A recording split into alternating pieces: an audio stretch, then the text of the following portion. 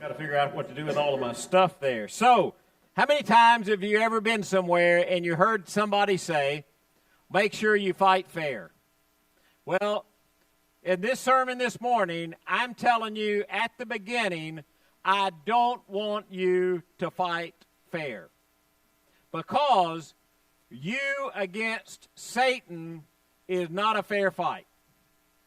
Now, Jesus against Satan is not a fair fight either, because Jesus is going to slay him just with the breath of his mouth. So I don't want you to fight fair. We're going to talk about not fighting fair, and to do that, I need Grayson Kilgore to come up here with me. And Grayson is going to help you figure out at the beginning of this lesson how not to fight fair. Now, stop right there, Grayson. I got to ask you something.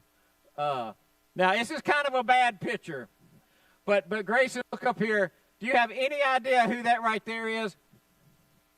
You know, it's kind of green. It's kind of hard to see. It doesn't even hardly look like him much, but you know, that's Mr. Charles Moffat. That's funny, isn't it? Come up here with me. So you know Mr. Charles? Mr. Charles is sitting right there. So in that photograph, Mr. Charles is hitting somebody and knocking them out in the first round. What do you think about that? It's pretty cool, isn't it? We're going to bring Mr. Charlie up here, and we're going to have a fight. So, Mr. Charlie, would you come up here? All right. Now, get going now. You ready? All right. Charlie, you got any fancy footwork? Not much. Not much. All right. So, now, way this is going. Now, wait a minute. Way this is going to work. I know you're going to put his lights out. So, now, the way this is going to work, Grayson, is if he hits you, the fight's over. That all he has to do is hit you. It's going to hurt.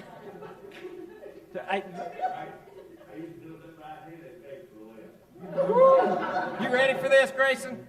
All right, now, when I say 1, 2, 3, go, the fight's going to start. Ready? 1, 2, 3. Oh, wait a minute. Charlie, you can't cross that line.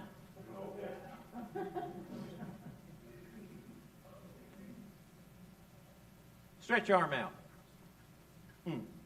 Right there. Right there.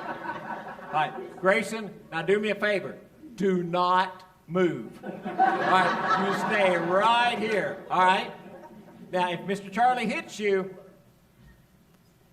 game's over. Don't move. All right, you ready? I'm going to say 1, 2, 3, go. And when I do Charlie, you hit him with your best. You're going to hit him with the right hand or left hand. All right, you hit him with your best right hand. All right, 1, 2, 3, go.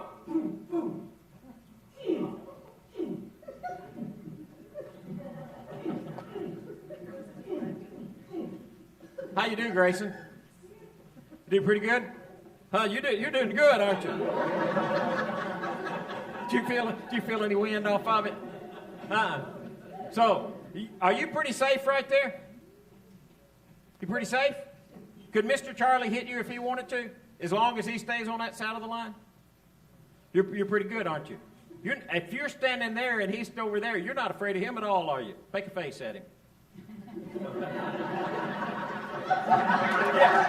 Yeah. Get him. Get him, Grayson. Show him. Don't get too close. All right, thank you, God.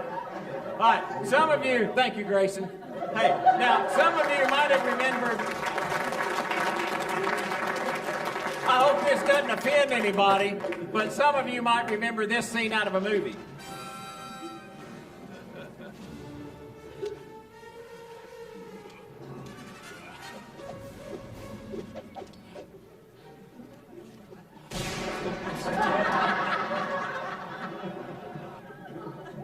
And you're thinking, Greg, why would you show those?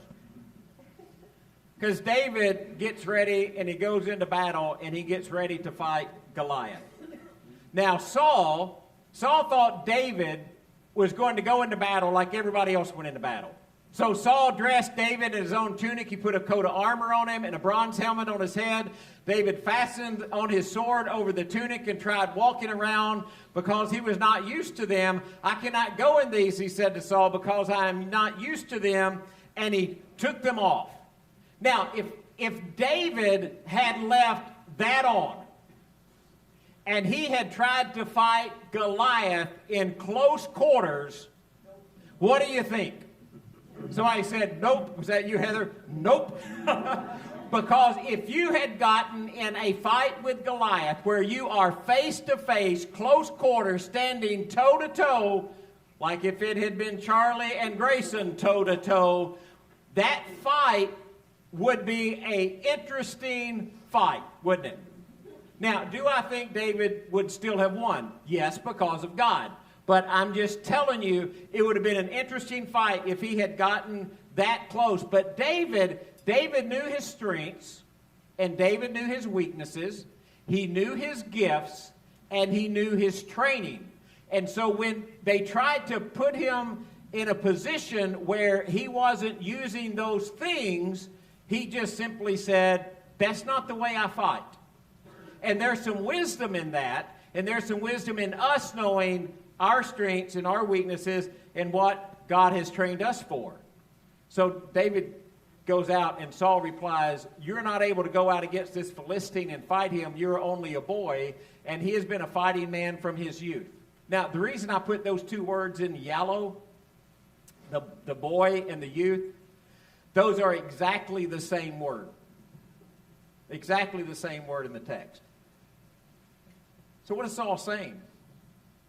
Saul's looking at that and saying, well, let me tell you what I see. You're a young man, you're a youth.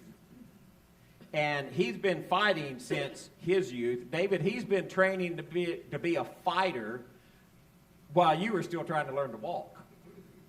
I mean, that doesn't look like that's going to be a fair fight. How about size? If you just start putting the math together, how does it look? Size against size, Goliath's got an advantage, right? How about experience? Goliath has got an advantage. He has been a warrior since before David was learning to walk. How about, I had one more. Experience. Like, how about experience? Well, the experience is all on Goliath's side, right? So Goliath has got size, age, and experience. Yet David is getting ready to go into battle knowing who God was. Goliath sees David. Do you remember what Goliath says to David? It's a Greg Smith paraphrase, but do you remember what he said?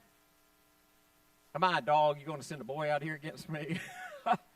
That's the best you got? That's all you have to offer? And there had been days that they're shouting back and forth to get across this valley. Send out your champion. And they finally send somebody out, and it's a young man. It's David. It's a kid. So the text says, then he took his staff in his hand, that's David, and he chose 5 smooth stones from the stream, put them in the pouch of his shepherd's bag, and with his sling in his hand, he approached the Philistine. Now, I was with somebody this week, and it's really funny because it was about my sermon, and he looked at me and he said, do you know why David got 5 stones?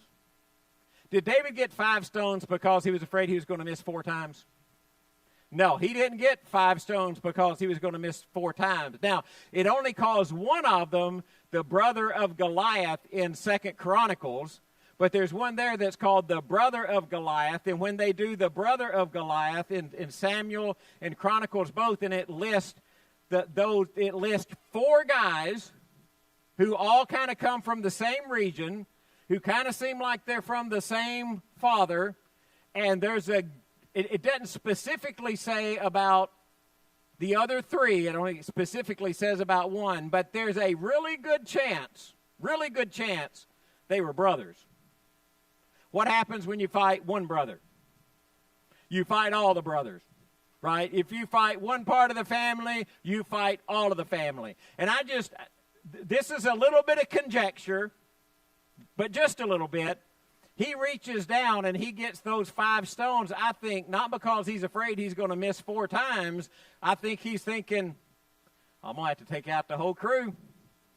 I'm going to have to beat up the whole family. And so David was out there with this sling. Now, I had Charlie make me a sling. And I tried to learn to throw it, Charlie. I'm not very good. Can you throw it? You can? All right, Charlie's going to come demonstrate how to throw this sling. I know you do it handed. Right? Now, Charlie, it said that a really skilled thrower, I got to talk for a second. A really skilled thrower could pick out the part of a body that had to hit. So, okay, well, we're not going to hit him with a rock. If I were between you and you and David, I think I'd lean down in my seat just a little bit.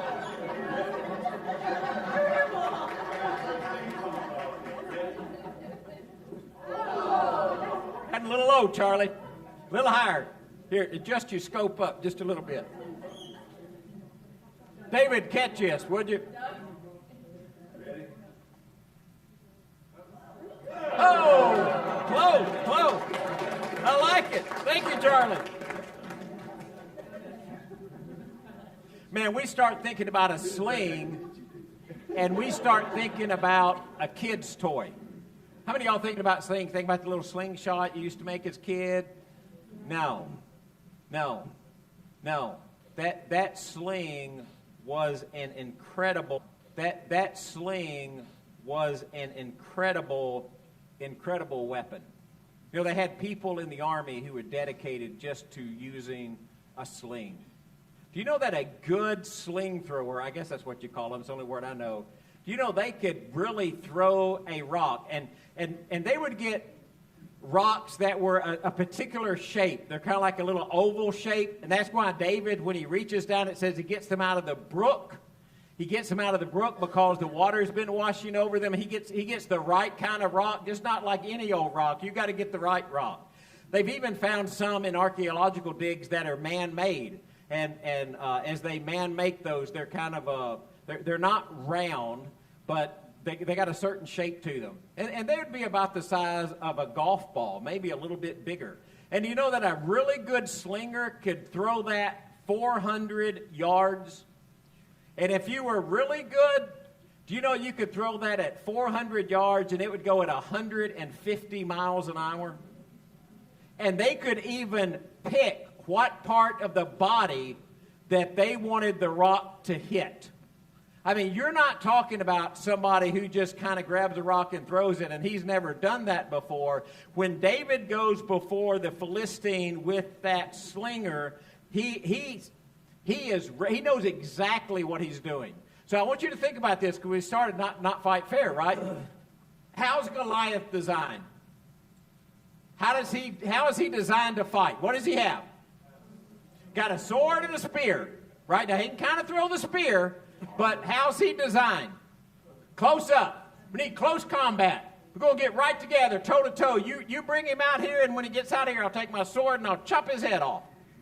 David goes into battle, and as David goes into battle, what does he do? I hit you from so far away, you won't be able to get to me. He didn't even get close to the sword. He only got close to the sword after he'd already knocked Goliath out and cut his head off with a sword. And it's not David's first fight either, is it? David's been in this position before. And he even talked about, when the lion or the bear came out, I'd seize it by the hair. And this is Greg Smith's speculation, so don't make this text, because it's not text. It's just my head. And the difference between text and Greg's head. All right, so are y'all good with that? Y'all good with there's a difference between text and Greg's head? And this is Greg's head? I just wonder when he seized him by the hair if he'd already knocked him out with a rock. It makes sense to me. David's good. I mean, he's not a normal kind of slinger either. And he's been out there, he's been practicing, he's been out there with the sheep, and he's been taking care of them, and he's out there working, and he's out there throwing his rocks. I mean, how many of y'all have gotten bored and just sat around and just kind of done something because you were bored, you didn't have anything else to do? I see David out there with his little sling, poop, poop, poop. And he's practiced. And he's ready. And he's trained. And you know that thing about the lion and the bear and all those other things that were happening? Don't you think that God was preparing David for this moment? So David goes into that battle. I mean, he knows his enemy. Goliath needs to be close up. He trusts in God. He trusts in God because God's delivered him so many other times. And he knows his strength. He knows how to use his weapon. And David also knew it's not his battle, is it? Goliath comes out and he says, I defy the armies of the living God. Do y'all remember that part of the story? And David says, who is he? And when David gets ready to go into battle, does he say, Greg Smith paraphrase again, is this what he says to Saul? Well, listen, man, I've been out taking care of the sheep. And I've been practicing with the sling for a while. And I want you to know I'm pretty good with it. I think I can take him. Was that the word? Did he trust in his ability? No, what's he trusting in? The God who delivered me from the lion and the bear will deliver me from this Philistine. The God who has done this before will do it again. So here we go off into our conflict. And the first, Reggie and I both hit the button. So here's the first thing. You know the most vulnerable person who is in the battle is the person who doesn't know he's in the battle? I mean, do you at least know that you're in a battle? Do you at least get David in Romans chapter 7, and he says, you know, the thing that I want to do is not the thing that I do, the thing that I don't want to do, that's the thing that I want to do, and I want to do good, but every time that I do good, evil is right here with me, and I just can't do the thing that I need to do. I am a wretched, no good, miserable, pitiful man, and who's going to rescue me? And he says, thanks be to God for Jesus Christ, because Jesus is going to rescue me. I mean, do you first just know that you're in a conflict? Because if you're wandering around and you don't know that there's even a conflict going on, then you're in the most vulnerable position you can be in. And we don't fight with world weapons, do we? You know, Paul later writes about our weapons are spiritual. We don't wage war the way that the world wages war. We're not talking about physical fights. We're talking about spiritual warfare. What's happening in our minds and in our hearts, and how the things that are happening in our minds and in our hearts create action. And we don't have to fight the way that the world fights to win. I mean, the world fight with might and power, right? We've got missiles and tanks and airplanes and battleships. I don't even know we have battleships anymore, but it sounds cool. And we have all of those different things, right? And we're just waging war, and we're fighting with each other. And what we're fighting is not with that kind of weapon. Our weapons are spiritual. And sometimes, and here's the point, sometimes what we need to learn is we need to learn to flee, because in a lot of those areas, you're not designed for face-to-face combat. That's not the way you need to handle it. Did you say, well, David didn't flee? No, David didn't flee. David just fought at a distance. And we're not David. And sometimes what we need to understand is sometimes the safest way to overcome something is not put ourselves in the middle of it. So the New Testament writer comes along and he says, listen, we need to talk about flee. Like flee, run away, get away from the threat. Have you ever been out like doing something in the yard? I would say mowing, but Brandon mows for me. I don't mow. And I don't like yard work anyway. Y'all know that about me, right? Like I do not like anything with yard work. We were talking to somebody, I think it was Friday morning, wasn't it? We were at coffee, and I said, if it's up to Greg, we'd concrete the whole yard. Amen. Concrete that dude and paint it green, be done with it, right? Don't want anything to do with the yard. Out there yesterday cutting bushes, and I don't like cutting bushes. I was just saying, as I was cutting those bushes down, I was thinking, I don't know why we just don't rip all these out of the ground, right? There's no reason to have them. When the Kilgores mowed my yard, it was my plan to cut down every tree. I didn't want them to have to go around anything, just straight. They could mow a whole lot quicker. Cut down on it. I don't. We lived in a house in Nashville. You had to rake leaves 5 times a year. When we moved here, I had one rule. I don't want trees. Like, I don't want rake leaves anymore. I want to be done with that. What was my point? Fleeing. Yeah. I don't know how that has to do with fleeing, but I promise you, I had an idea in my head. I'm just not sure what it was. Sometimes the best thing to do is get away from something, not be part of it. You're not designed for that toe-to-toe combat. So the New Testament writer comes along and says, look, what you need to do with sexual immorality is you need to flee from that. And when we're talking about sexual immorality, you know, sometimes we want to define that just by one action, but that's not the way that word is used. It's any kind of sexual activity, anything that you're doing sexually that's not within the confines of marriage and making sure that it's pure. And he says, you need to flee from that. I mean, you just need to run away. Oh, I know where I was going with that. Oh, see, it comes back to me. It's like a circle. So you're out there working in the yard, and you step on one of those Yellowjacket nests. Like, have you ever done that? Like, I remember one time we were doing some kind of youth thing out here. I don't know if y'all remember this or not, but we set down one of those inflatables on a Yellowjacket nest out there in the churchyard. I'm just telling you, that was not a good day, right? Because when we put that inflatable on that Yellowjacket nest, the Yellowjackets decided that's a good time to start stinging people. And we had another one out there, and I remember put, I think it was gasoline all down it. We did a, and I was like, that's really cool. I like to do that just for fun. But you're looking at that, and you're thinking, what do you do when you step on a Yellowjacket's nest? You just kind of stand there, right? No, you flee. I mean, you get away. So you think about sin like being a Yellowjacket's nest, and what you want to do is you want to get as far away from it as you possibly can. Because here's what we do in our world. We want to see how close we can get without it really bothering us. Oh, I know I'm not supposed to do this. So if this is the line, y'all can't see this, but there's a little line right there. Like, if that's the line, let's see how close I can get before I cross over it. No, you flee from it. You run from it. Flee from idolatry. Why does Paul keep saying these things? Flee, flee, flee. Flee from idolatry. You think, well, I don't have any idols in my house. Well, probably not. We're not very good at having idols in our houses, but we have idols, don't we? We have those things that we just can't separate from.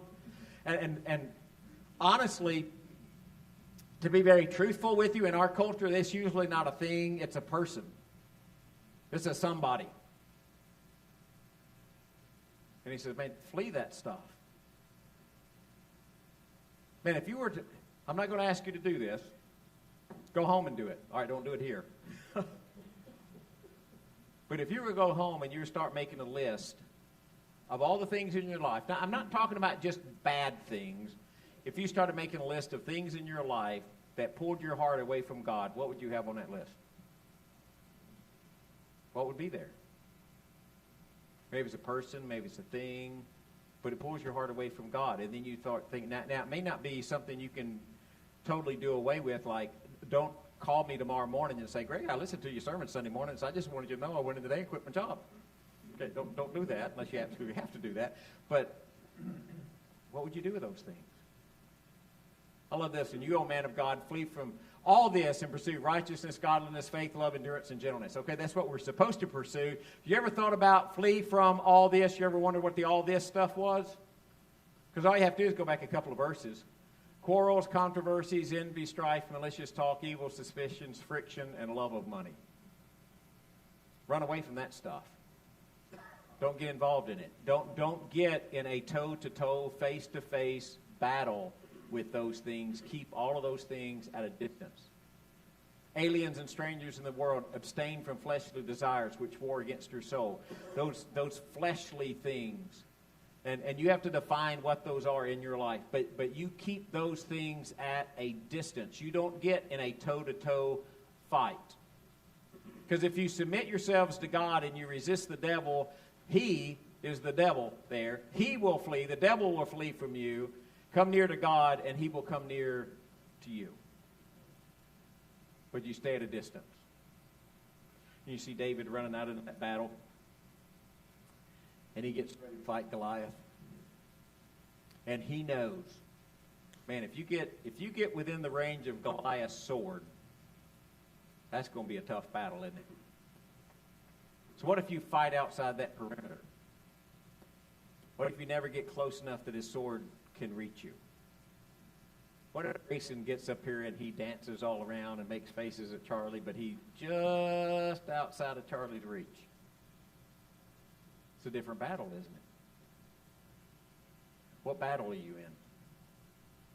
I mean, what battle are you in right now? I'm not asking you to speak it out loud unless you want to. What habit are you really struggling with? What sin in your life are you're really struggling with it? What thing that you know you need to do, you just can't quite do? What relationship do you have that's broken and you need to find some way to fix it and some way to repair it? What in your life is the battle, and how are you fighting the battle? And here's my question. Are you fighting on the enemy's terms? Are you fighting on the enemy's terms? What would it be like if you got your sling and you stood outside the reach of the thing that you're struggling with, and you let God help you fight the thing that you're struggling with from a distance? Like if you're struggling with what you watch on the computer, maybe you shouldn't be on the computer. Or maybe you should have some kind of accountability with that. If you're struggling with how many hours you waste scrolling through a screen, right? And by the way, guilty. I don't want to make y'all think I'm just speaking to y'all. I mean, I sat there one night and I was just scrolling through and looking at it. It wasn't like the same thing. It was like I looked at Facebook for a while, then I read the news, and I read AP News and CNN News and Fox News. I looked at JSKI, which is a NASCAR site, comes up with all the latest rumors. I looked at the NASCAR site. I thought about, hey, I need to work on so-and-so, so I watched me a couple of YouTube videos about how to fix that. And every time I watched a YouTube video about how to do one thing, it led me to a YouTube video of something else. And then, some of them were songs, and I'm scrolling through all of that stuff. And a couple hours later, I think, what in the world have I done? Because I have accomplished absolutely nothing. Even the video that I watched, Ryan, I already knew how to do it, right? I didn't learn anything in the video. He just did exactly what I knew I was supposed to already do. And you're thinking, what have I done? Have you ever wondered, maybe the battle is all the things that distract you, that you're so busy with, that they're taking, it's not like it's something that's causing you like to sin in a really visible way. All it's doing is really taking time away from you, that you can't do the things of God that you need to do because you're so busy doing things that really don't matter. But what battle are you in? And as part of the answer to that, just staying outside of the circle of influence of the battle that you're in and fighting from a distance and making sure you don't fight fair. And what I mean by fair is toe-to-toe, if the battle toe-to-toe gives an advantage to the enemy. Man, I love just thinking about David running out on that battlefield. Can you imagine Goliath? So David comes bouncing across the battlefield, because he ran into battle. Y'all remember that? So I see David, he's running in a battle. He just smiled on his face. And Goliath said, when he gets over here, I'm going to chop his head off. And David stops about from here to the church building over there, the church house over there. And he looks at Goliath, he goes, poof. And Goliath never knows what's coming. And then David runs up there, grabs his sword, and chops his head off. I wonder, when David let that stone go out of the sling, if there was just a moment that Goliath said, uh-oh. Didn't see that coming. Ooh, that's going to hurt. Maybe that's how we need to think about fighting. Not getting toe-to-toe with something that has the advantage.